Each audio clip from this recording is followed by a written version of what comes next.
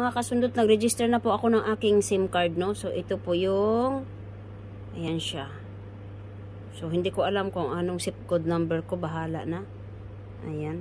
Kaya mga kasundot, pinahirapan talaga ako sa picture.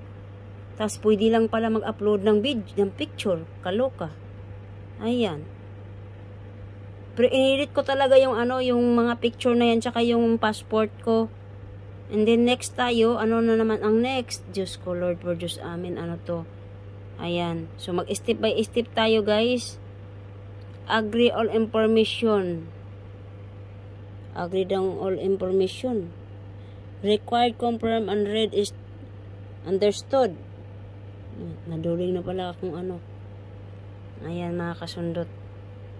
So, ito na po yung registration natin sa ating So, submit na po ako. Sana maging successful. Ogoy! Registration complete. Yes! I got it! Now I done! I done, mga kasundot. Yahoo! Grabe, hinahirapan ako. Ito na po yung love letter ko. Yeah, we are happy to inform you that you have successful registration your prepaid. Yes! Thank you so much! Thank you so much, Gang, sa pag-send mo sa akin ng link. Thank you, thank you, thank you, thank you. Love you, love you.